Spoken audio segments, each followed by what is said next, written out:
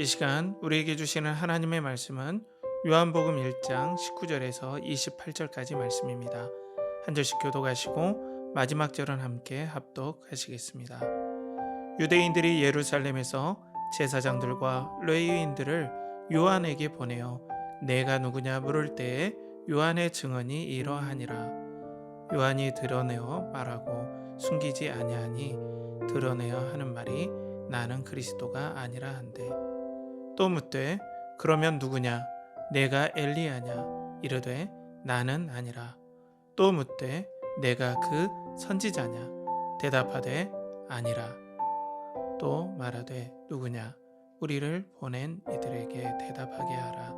너는 네에게 대하여 무엇이라 하느냐? 이르되 나는 선지자 이사야의 말과 같이 주의 길을 곧게 하라고 광야에서 외치는 자의 소리로라 하니라. 그들은 바리새인들이 보낸 자라. 또 물어 이르되 내가 만일 그리스도도 아니요 엘리야도 아니요 그 선지자도 아닐진데 어찌하여 세례를 베푸느냐? 요한이 대답하되 나는 물로 세례를 베풀거니와 너희 가운데 너희가 알지 못하는 한 사람이 섰으니 곧 내 뒤에 오시는 그이라. 나는 그의 신발끈을 풀기도 감당하지 못하겠노라 하더라. 이 일은 요한이 세례 베풀던 곳 요단강 건너편 베다니에서 일어난 일이니라. 아멘. 이 시간 요한복음 세 번째 강의 주님 맞이할 자신 있습니까? 라는 제목으로 하나님 말씀 선포할 때 많은 은혜 받으시기 바랍니다.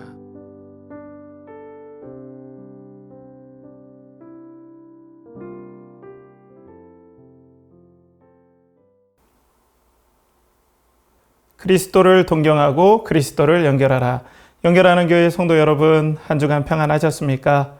오늘도 계속해서 여러분들과 함께 요한복음 말씀 세 번째 강의 계속해서 진행하도록 하겠습니다. 오늘 말씀의 제목은 주님 맞이할 자신 있습니까? 주님 맞이할 자신 있습니까? 좀 도전적이죠. 이 말씀의 제목을 가지고 요한복음 1장 19절에서 28절까지 말씀을 가지고 여러분들과 함께 말씀을 나누겠습니다. 우리 주님 맞을 준비가 되어 있는 부분에 대해서 오늘 요한복음에 주시는 은혜가 우리 성도들에게 충만하게 임하길 간절히 축복합니다. 제가 초임장교로 부대에 부임했을 때 저희 선배들이 하나의 임무를 줬어요. 다짜고짜 저희를 삼거리에 내려놓고 군단장님이 오시니까, 3스타 군단장이 오시니까 여기에서 있다가 부대 쪽으로 격리하면서 부대 쪽으로 방향을 가리켜라 라고 갑자기 임무를 주고 그냥 놓고 떠나는 거예요.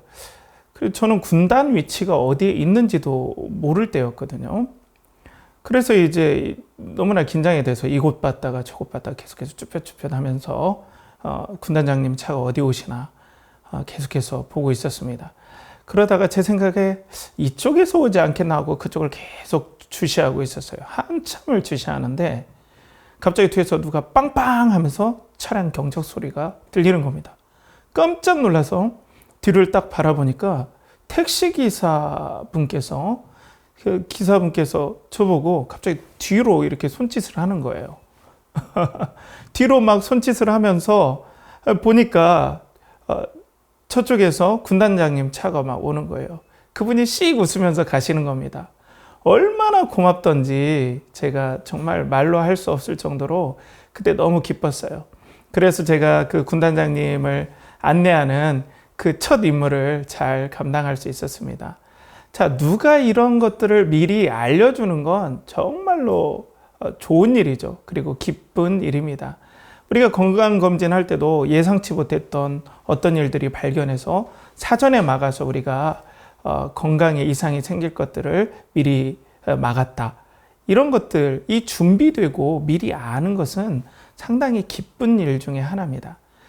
여러분들도 그런 걸 느끼시잖아요. 삶 가운데서. 동일하게 예수 그리스도께서 지금 유대 땅에 이스라엘에 오셨는데 이 예수 그리스도께서 오심을 알리는 선지자로서 세례 요한의 이 사역은 어떻게 보면 이스라엘 백성들에게는 너무나 기쁜 소식이에요. 그리고 너무 고마운 거죠. 감사한 거고요. 자, 이런 기쁜 소식을 전해러 오는 이 세례 요한에게 이 이스라엘 백성들은 어떻게 반응했을까요? 또 이런 반응을 통하여서 우리는 장차 오실 예수 그리스도 우리 주님을 어떻게 맞이하고 또 그분을 맞이할 준비를, 오실 주님을 기다림을 어떤 방식으로, 어떤 식으로 우리는 준비하면서 주님을 기다려야 될까요? 오늘 말씀을 통해서 여러분들과 함께 그 은혜를 계속해서 나누고자 합니다.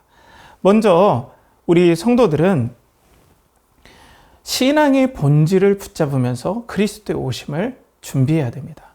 성도들은 신앙의 본질을 붙잡으면서 그리스도의 오심을 준비해야 합니다. 오늘 본문 19절에 보면 유대인들이 예루살렘에서 제사장들과 레위인들을 요한에게 보내어 내가 누구냐 물을 때에 요한의 증언이 이러하니라. 자, 19절에 이 세례 요한이 이제 사역을 막 해요. 오늘 말씀은 예수 그리스도께서 첫 번째 사역하실 때 7일간의 말씀 중 첫째 날입니다. 요한의 사역부터 시작해서 그리스도의 사역을 이제 진행을 해 나가는데 그 첫째 날 사역에 대한 이야기예요. 세례 요한에 관한 이야기입니다.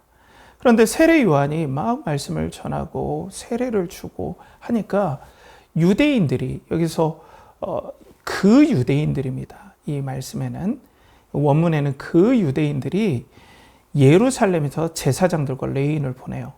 그런데 이 제사장들과 레위인을 보낼 수 있는 기관은 유대의 사내들인이라는 그런 종교기관에서 이 사람들을 파송할 수 있습니다. 이 종교기관은 우리로 말하면 국회와 같은 기능을 하면서도 또 종교를 관장하는 그런 엄청난 파워 있는 기관이죠. 여기에서 세례 요한에 대해서 조사하려고 조사단을 파견했는데 이 파견한 사람들이 제사장과 레위인들이에요. 근데 이 사내들인의 대부분 구성원들은 사두개인이라는 사람들이 대부분을 차지했어요. 사두개인들. 이 사람들이 이제 세례 요한에 대해서 조사하러 오는 거예요. 여러분들, 지금 이 세례 요한은 회개하라 천국이 가까웠다라고 다른 복음서에서는 나오고 400년 만에 지금 선지자가 이스라엘 땅에 등장한 거거든요. 놀랍지 않습니까? 말라기 이후. 그런데 오늘 이 본문에 보면은 이 사두개인들이 특별히 이 사내들인 공의회에서 그렇게 기뻐하는 느낌이 안 들고 뭔가 취조하려고 사람들을 보낸 느낌을 지울 수가 없습니다. 뭔가 취조하고 경계하는 느낌이 들어요.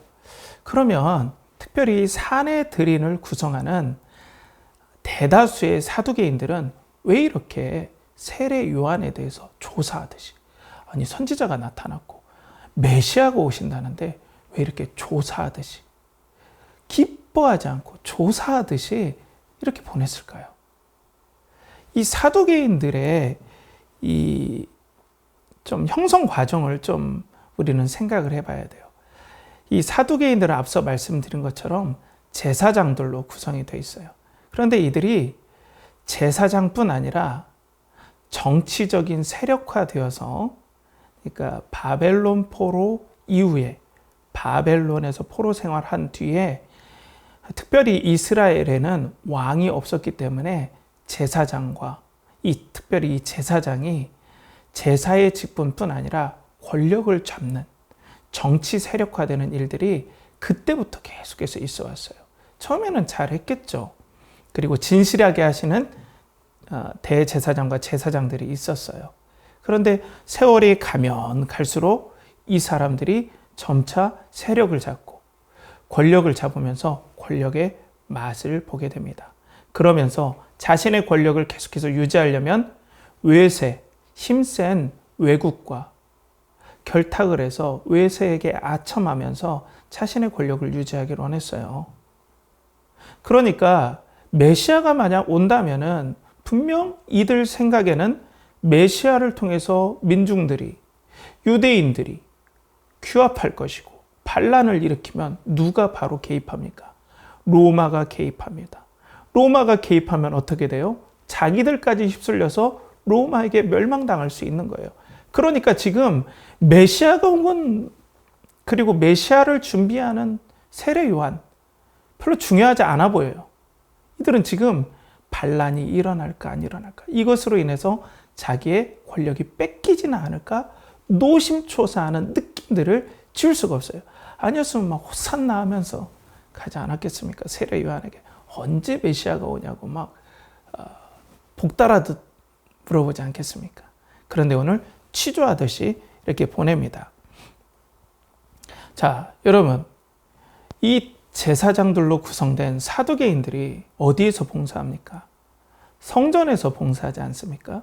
그러면 이들은 성전의 본질을 어느 정도는 알고 있어요. 성전은 하나님의 임재의 장소입니다. 종말의 때, 하나님 나라가 완성할 때는 하나님의 임재가 영원히 함께 하실 상징이 바로 성전이에요. 그러니까 종국에는 메시아가 오심으로 말미암아, 그리스도가 오심으로 말미암아 임마누엘, 하나님이 우리와 영원히 함께 하시는 것이 성취되는 거예요. 예언이 이루어지는 거예요. 그러니까 자기가 성전에서 봉사하는 본질은 뭐예요? 하나님이 우리와 함께 하시는 그리스도라는 거예요. 그런데 이들은 정치 세력화되고 세월이 지나면서 권력의 맛을 보니까 자기가 섬기고 있는 성전의 본질도 모른 채 그냥 이 땅에서 잘 먹고 잘 사는 데만 이 사람들이 급급한 아주 타락한 집단이 되었다는 거예요. 사두개인들이. 사내들인의 대다수를 구성하는 제사장들로 구성되는. 자, 그래서 이렇게 취조하도 물어보니까 오늘 세례 요한이 답변을 하죠. 20절에 요한이 드러내어 말하고 숨기지 아니하니 드러내어 하는 말이 나는 그리스도가 아니라 한데 라고 얘기를 하고 있어요. 나는 그리스도가 아니다. 딱 알아본 거죠. 이 사람들이 나 취조하러 왔구나. 사두개인들이. 그러니까 뭐 논쟁할 필요 없이 빠르게 답변을 해버립니다. 세례 요한이. 나는 그리스도가 아니다. 너희들 걱정할 필요 없어. 나는 그리스도가 아니야. 라고 얘기를 해준 거예요. 그러면 이 사두개인들이 어떤 마음이 들었을까요? 한번 믿음의 상상력을 발휘해보면 안도하지 않았을까요? 휴, 메시아가 오는 줄 알고 큰일 날 뻔했네. 메시아가 오는 줄 알고 큰일 날 뻔했네. 이렇게 안도하지 않았겠습니까? 반란이 안 일어나겠구나. 내가 걱정하지 않아도 되겠군. 이라고 안도했을 것 같아요. 저는 이 말씀을 묵상하면서 좀 소름이 돋았어요.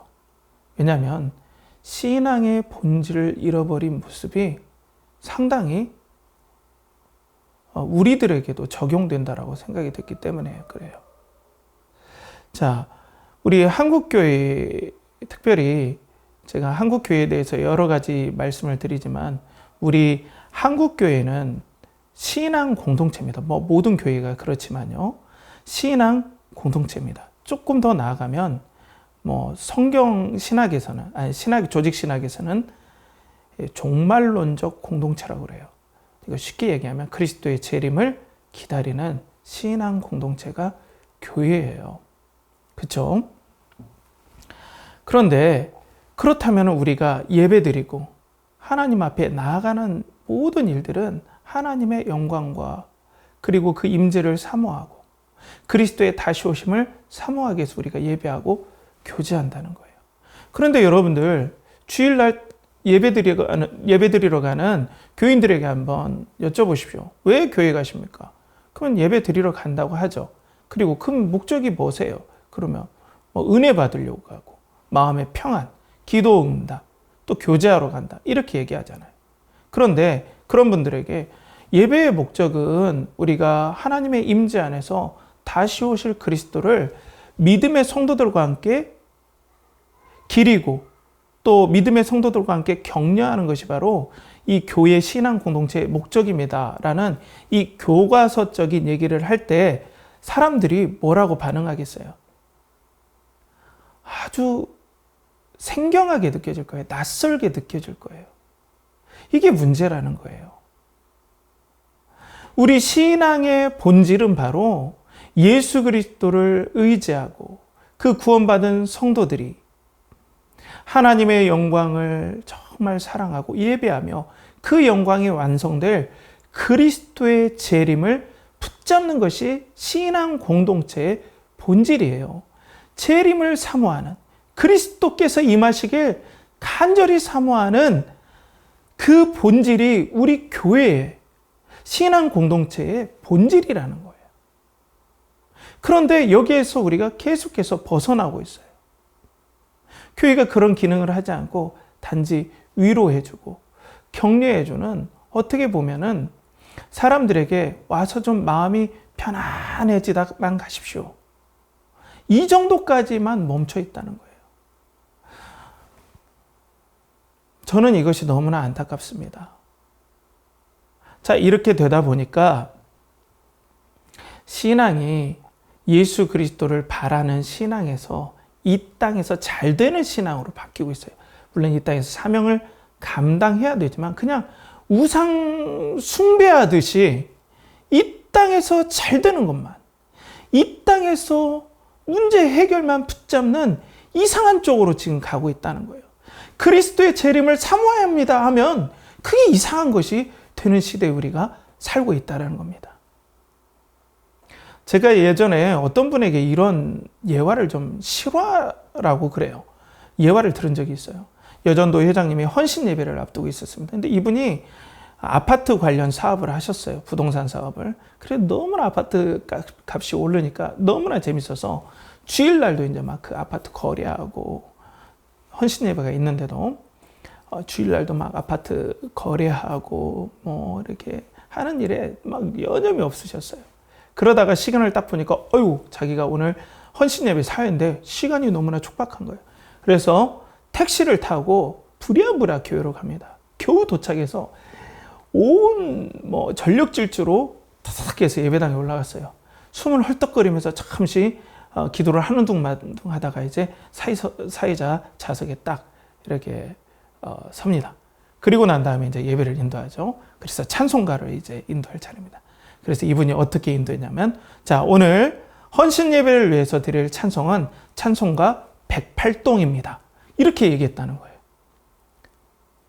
자, 무슨 뜻인지 여러분들 알겠습니까? 우리의 예배와 신앙의 본질은 하나님을 높이고 이 땅에서 거룩을 쫓으며 거룩한 나라가 완성될 그 그리스도의 재림을 기다리는 것이 우리 신앙 공동체의 본질이라는 거예요. 자, 이런 것들이 계속해서 약해지면 이 교회의 역사에서는 계속 개혁들이 일어났어요. 자, 이 사도계인들과 같은 경우에는 원래 이러지 않았어요. 이들이 예수님이 오시기 중간기라는 역사가 있어요. 이스라엘의 중간기라는 역사가 있었는데, 이들이 셀류쿠스라는 이 왕조에서 이 유대를 그리스도화 시키겠다는 정책으로 이 유대 민족들을 탄압했습니다. 그래서 성전에서 돼지피를 뿌렸어요. 돼지피를 뿌리면 절대 안 되죠. 그리고 성전에 제우스상을 막 세워놨어요. 그러니까 제사장 마따디아와 그의 아들 이 마카비라고 하는 그의 아들들이 이 마카비라고 하는 혁명을 일으킵니다. 이때 사두개인들이 이들과 함께 합세하여서 목숨을 걸고 이 성전 정화를 위해서, 신앙을 위해서 싸웠던 사람들이 사두개인들이에요. 그런데 세월이 지나면서 세월이 권력도 거머쥐고 그리고 삶의 부여도 누리고 귀족층으로 살다 보니까 이 땅에 사는 일에만 관심이 있으니까 오실 메시아에 대해서 전혀 감각 없는 타락한 집단이 되어버린 거예요. 이들은 성전에서 돈이 나오고 그 성전에서 권력이 나오니까 그리스도 오시는 건 관심이 없었어요. 오직 이 성전이 보존되길 원했어요. 진정한 성전 되신 그리스도께서 오셨음에도 불구하고. 나중에 이들이 어떻게 되는지 아십니까? AD 70년 디도 장군, 로마의 디도 장군이 예루살렘을 함락하고 성전을 불살라버리죠. 사두개인은 성전이 없어진과 동시에 이들도 사라집니다. 왜? 성전에 붙잡혀서 진정한 성전 되신 그리스도를 붙잡지 않고 모형된 성전에 거기에서 잘 먹고 잘 사는 그것이 본질인 줄 알고 이 땅에서 살다가 그들은 흔적도 없이 역사에서 사라져 버렸다는 거죠. 사랑하는 성도 여러분, 우리가 본질을 붙잡지 않으면 왜 우리가 사두개인처럼 되지 않겠습니까? 한국교회의 여러 가지 문제점들이 무엇입니까? 바로 본질에 집중하지 않아서 그런 것 아닌가요? 본질은 바로 그리스도 예수 아닙니까? 그분이 다시 오실 것을 간절히 사모하는 것이 우리 신앙 공동체의 본질 아닙니까?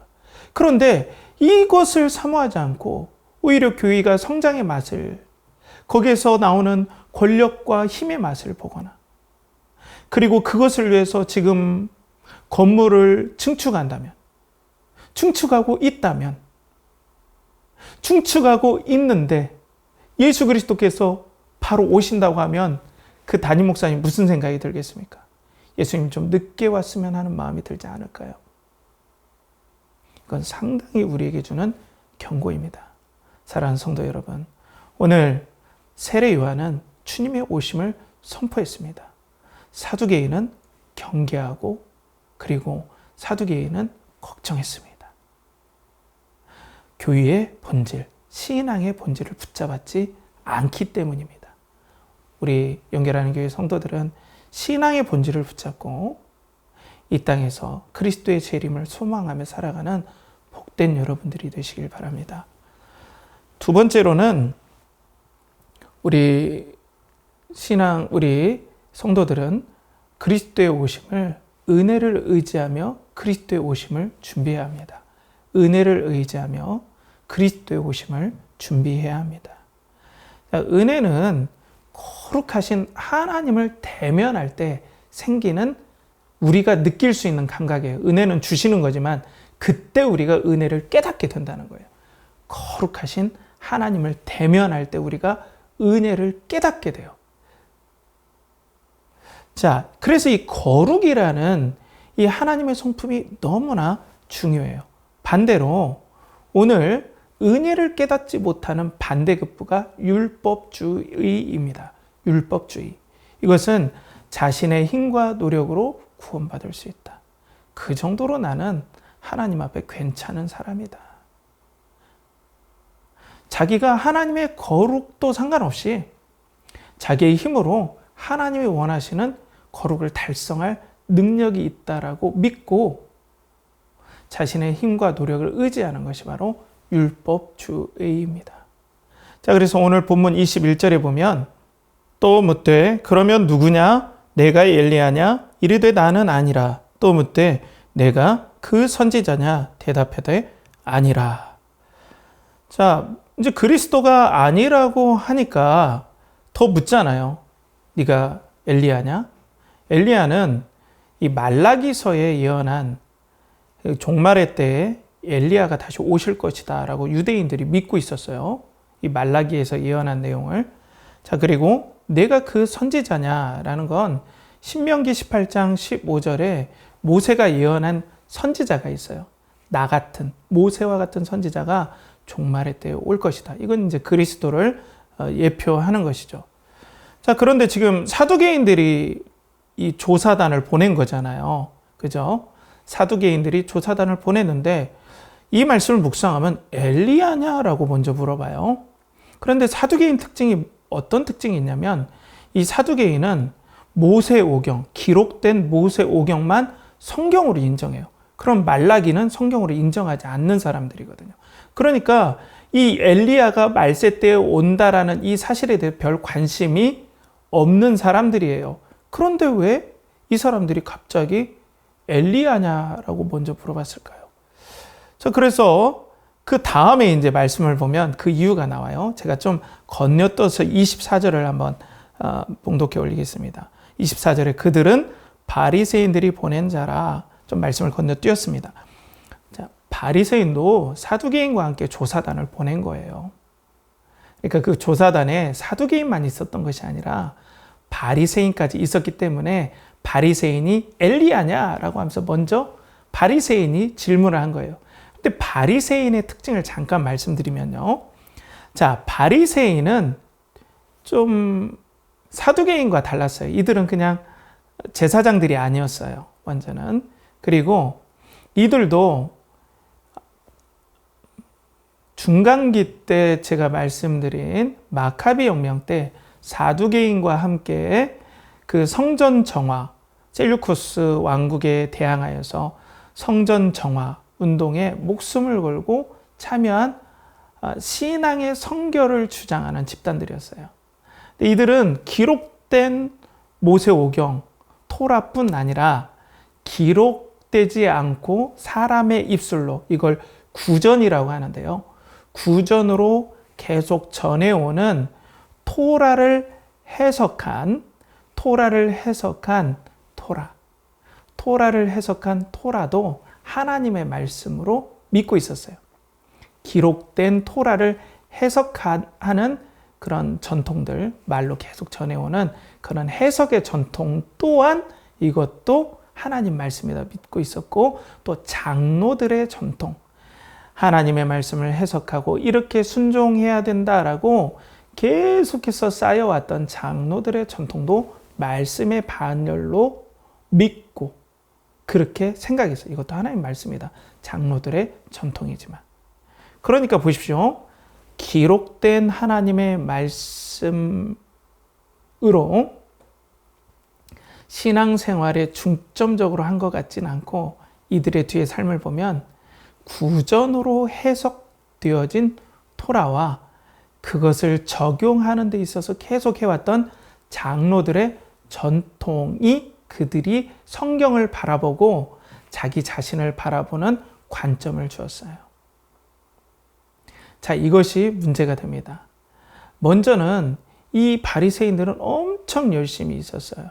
그래서 이런 전통으로 내려오면서 자기들에게 주어진 규칙들이 있었어요. 장로들의 전통에서, 또 구전된 토라에서 말씀을 이렇게 실천해야 된다라고 전해져 온 그런 목록들이 있었어요. 그 목록이 엄청났어요. 후대에 주후 한 몇백 년 이후에는 이것이 600페이지 분량으로 정리될 정도로 엄청난 어떤 실천해야 될 그런 규칙들이 있었다는 거죠. 자, 이런 규칙들을 지키면은 나는 하나님 앞에 문제없이 구원받는 정말 천국 갈 수밖에 없는 사람이다라고 그들은 생각하고 있었다는 거죠. 그리고 그걸로 백성들을 가르쳤어요. 그리고 자신도 열심히 이것들을 지켜냈어요. 그러니까 나는 천국 가기에 합당하다, 이런 생각이 들었던 거죠.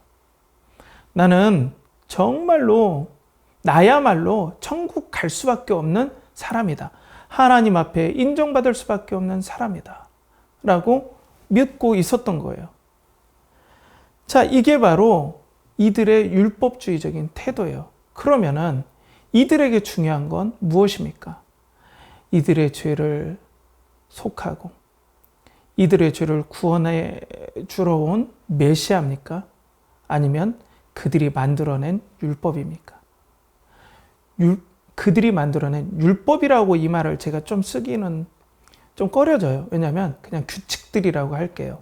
율법의 해석들을 만든 장로들의 유전들에서 나오는 규칙들이라고 할게요. 이 규칙들을 잘 지키면 자기는 회개할 것 없는 정말 의인이다, 완전한 사람이다, 이렇게 믿고 있었다는 거예요. 그러니까 그리스도보다 이런 자기들의 규칙을 지키는 것이 이들에게는 신인 거예요. 신앙이고 신인 거예요. 그리스도보다 더 중요해요. 하나님이신 그리스도가 오셔서 우리를 위해 해주시는 일에 대해서는 관심이 없어요.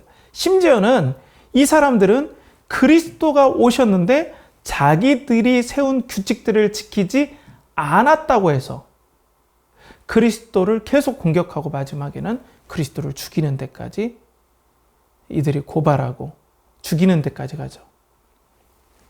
그러니까 이들의 우상은 뭐예요? 바로 자기들이 열심히 지켰던 그 규칙들이라는 거죠. 사랑하는 성도 여러분, 그래서 이 바리새인들은 거룩하신 하나님 앞에 대면하는 그 영광을 이 사람들은 몰랐어요. 거룩하신 하나님 앞에 대면할 때 어떤 느낌이 듭니까, 우리는?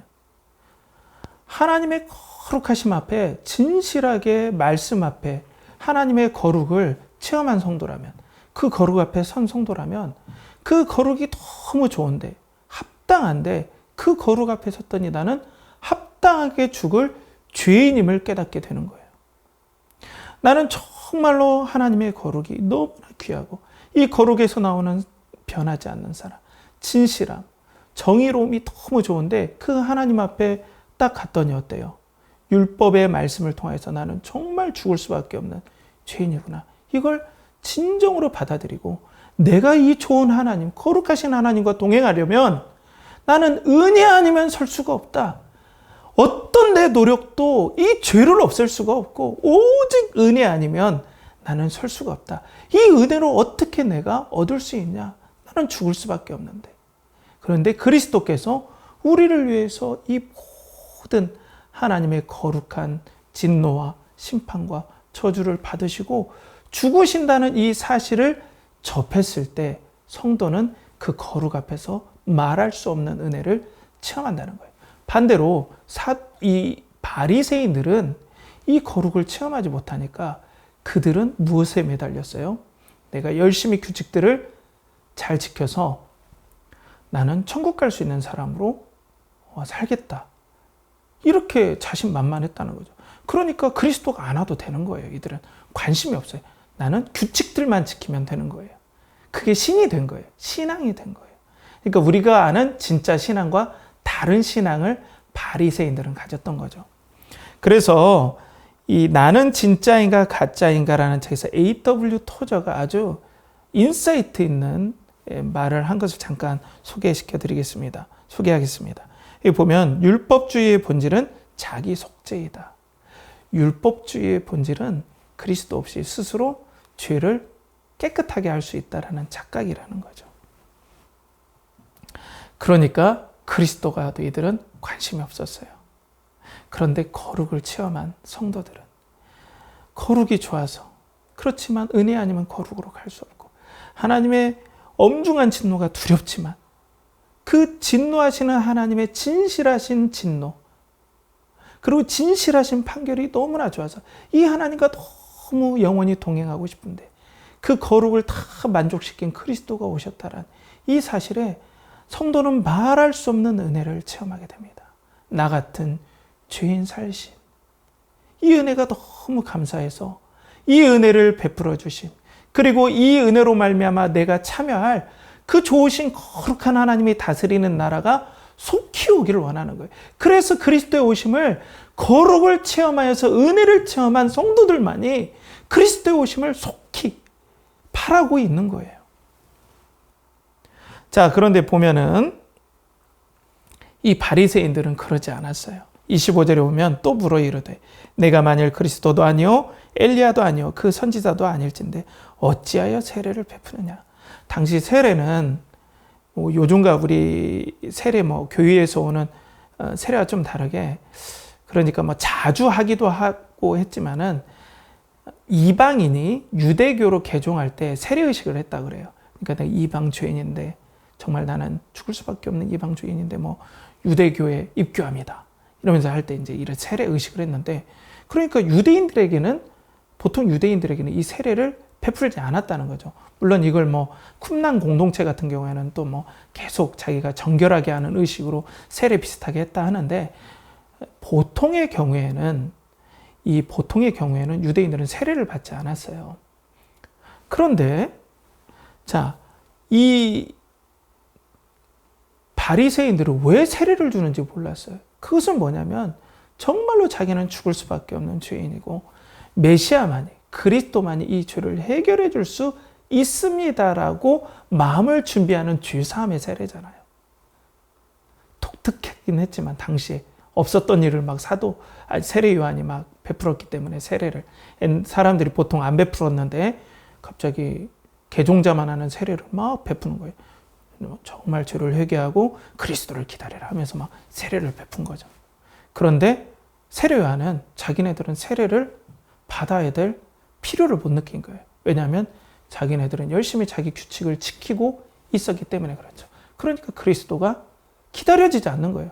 그리스도께서 오셨음에도 불구하고 그들은 그리스도가 자신들의 규칙을 지키는지 안 지키는지만 보고 있었던 거예요. 기적이 일어나도 표적이 일어나도 그런 거 상관없어요. 안식일에 사람을 고친다고 죽이려고 했어요. 아시겠습니까?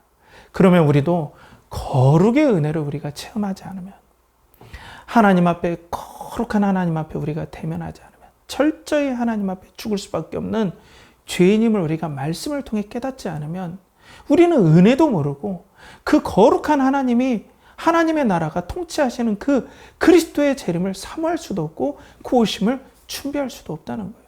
그러니까 당신은 사랑받기 위해 태어난 사람은 순서가 바뀌어야 돼요. 먼저는 거룩 앞에 서야 됩니다.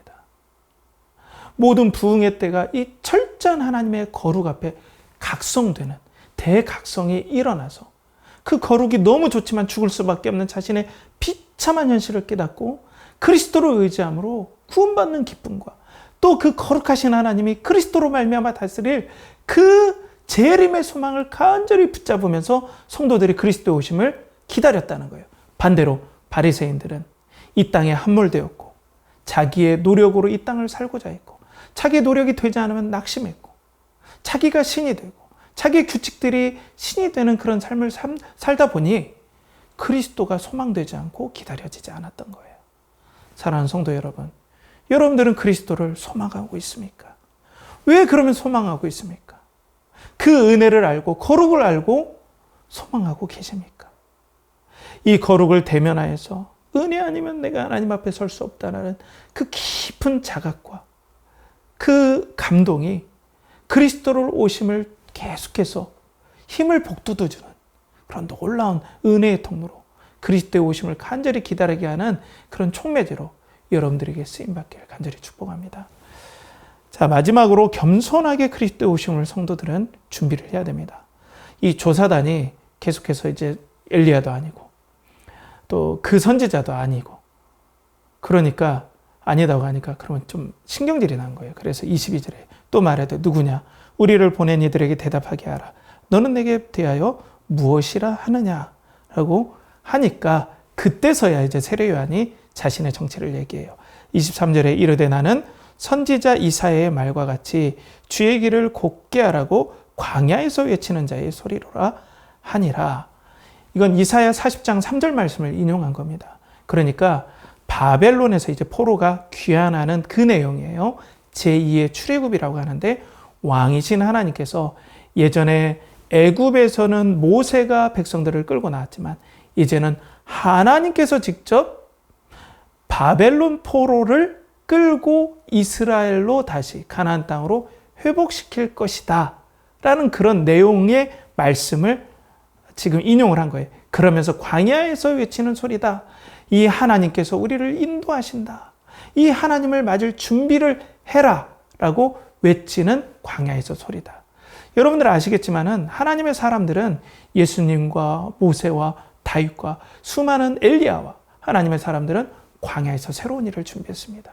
그러니까 광야라는 준비하는 장소에서 그리스도의 오심을 준비하라고 외치는 하나님의 선지자다라고 얘기를 하는 거예요. 자, 그러면 세례 요한은 여기서 이 사두개인과 바리새인들이 못 보는 하나님의 영광을 우리에게 얘기해 주고 있습니다. 영광스러운 하나님을 어떤 두 타입으로, 어떤 두 가지 형태로 이 세례 요한은 보고 있어요. 첫 번째로는 요한 26절에서 27절에 보면 요한이 대답하되 나는 물로 세례를 베풀거니와 너희 가운데 너희가 알지 못하는 한 사람이 섰으니 곧 내 뒤에 오시는 그이라. 나는 그의 신발끈을 풀기도 감당하지 못하겠노라 하더라. 나는 물로 세례를 준다. 다음 주에는 이제 성령의 세례에 대해서 얘기를 할 텐데요. 자, 나는 물로 세례를 주거니와 너희 가운데 너희가 알지 못하는 이라고 말씀하죠. 이건 우회적으로 책망입니다. 영적으로 너희들이 눈과 귀가 어둡기 때문에 너희들은 그리스도의 영광과 그 그리스도의 오심을 알아보지 못하는구나, 알지 못하는구나 라고 책망하는 거예요. 그런데 내 뒤에 오시는 이는 나는 그의 신발끈도 풀 자격이 없다. 근데 이 신발끈을 풀 자격은요, 노예 중에서도 가장 천한 노예들, 그런 노예들만 담당하는데, 그런 천한 일조차도 이분이 너무 위대하시기 때문에 그런 것도 담당하지 못한다 할 정도예요. 이 신발끈을 푸는 일들이 당시에는 얼마나 터부시 됐냐면요, 그 AD 250년경에 랍비 여우수아라는 사람이 이런 기록을 남겼어요. 종이 자기의 주인에게 반드시 해야 하는 모든 일을 제자는 자기의 스승에게 해야 된다. 하지만 한 가지 예외로서 제자가 스승의 신발을 벗기는 일을 해서는 안 된다. 이 정도예요. 신발을 벗기는 일이 이 정도로 천한 일이에요. 그런데 그 천한 일도 감당하지 못할 정도로 하나님이 오신다. 그러니까 준비해야 된다. 라고 겸손하게, 정말 그 하나님 앞에 나는 정말 티끌과 같은 그런 아무것도 아닌 존재다 하면서 자신이 납작 엎드려요. 그 위대한 선지자가. 그리고 두 번째 영광은 28절 말씀에서, 이거 이제 사도 요한이, 세례 요한이 아니라 사도 요한이 해설을 여기다가 기록을 해주신 건데요. 28절에 이 일은 요한이 세례 베풀던 곳 요단강 건너편 베다니에서 일어난 일이니라. 자, 이 베다니는요, 예루살렘 옆에 베다니가 아니에요. 이 베다니는 바타네아라는 갈릴리 북동쪽에 있는, 그러니까 예루살렘에서 아주 멀리 떨어진 이 이스라엘의 북쪽에 위치한 곳이에요. 북쪽에 위치한 곳인데, 그런데 바테네아를 당시에 표기할 때는 그냥 줄여서 베다니라고 표기를 많이 했어요. 자, 그럼 보십시오. 예수님의 사역이 바타네아라는 이 북동쪽에서 시작해서 나중에 십자가를 지시고 가기 전날에 어디에 머물겠습니까? 그 예루살렘 옆에 항상 신앙의 전초기지, 베이스 캠프인 베다니 시몬의 집에서 머물렀어요. 그러니까 예루살렘 북쪽 끝에서부터, 유대의 북쪽 끝에서부터, 이스라엘 끝에서부터 이 예루살렘까지 온 모든 곳을 말씀을 전하기 위해 종으로서 섬긴 이 종의 영광, 참 사람으로 오신 그리스도의 영광을 오늘 보여주는 거예요. 세례 요한은 분명 이 영광을 봤다는 거예요. 영원하신 하나님께서 자신이 신발끈 묶기도 감당하지 못할 분이 영원한 참 사람으로 이 땅에 오신 그 겸손해진 영광을 본 거라는 겁니다. 이 영광을 볼 때 성도들이 너무나 감격한다는 거예요. 그래서 지난주에 함께 나눴던 말씀 중에 요한복음 1장 14절에 우리가 그 말씀이 육신이 되어 우리 가운데 거하시며 우리가 그 영광을 보니 아버지의 독생자의 영광이요 은혜와 진리가 충만하더라. 하나님의 진실된 사랑과 그리고 하나님의 그 참사랑 오신 영광이 정말 충만하게 나타나는데 그게 겸손의 영광으로 나타난다는 거예요. 사두개인과 바리새인은 교만하게 예수 그리스도를 바라봤죠. 갈릴리 촌사람이, 그리고 우리처럼 이렇게 위대한 율법 교육과 또 예루살렘의 어떤 인사에 위치하지 못한 저런 사람이 어떻게 우리를 가르친다고 메시아라고 이렇게 깔보았는데, 하나님의 영광의 눈이 열려서 그리스도께서 말로 할 수 없는 하나님과 동시에 말로 할 수 없는 참 사람으로 이 땅에 오신 영광을 깨달은 성도가 이 겸손의 왕이 다스릴, 이 땅에서 말씀을 읽으면서 예배드리면서 겸손하신 왕 되신 예수 그리스도가 다스릴 하나님의 나라를 소망할 수밖에 없다라는 겁니다. 그분이 다스린 나라가 얼마나 행복하겠는가. 그분이 다스릴 나라가 얼마나 평강이 넘치겠는가. 우리를 겸손하게 이끄신 그 예수 그리스도가 다스릴 나라를 성도는 겸손하게, 그리고 겸손하신 주님을 바라고 기다려야 한다는 것입니다. 사랑하는 성도 여러분, 우리는 신앙의 본질을 붙잡아야 됩니다. 우리의 신앙의 본질은 예수 그리스도를 신앙하며 재림을 기다리는 것입니다. 이 땅에 함몰되었습니까? 여러분들 영혼이 깨어나길 축복합니다. 예수 그리스도의 재림을 사모하길 축복합니다. 여러분, 그리고 우리 성도들은 은혜를 가지고 예수 그리스도의 재림을 소망해야 합니다. 주님의 오심을 기다려야 됩니다. 이 은혜는 하나님의 거룩이 아니면, 하나님의 거룩을 진심으로 말씀 가운데 접하지 않으면 자신의 비참한 상황을 모르게 됩니다.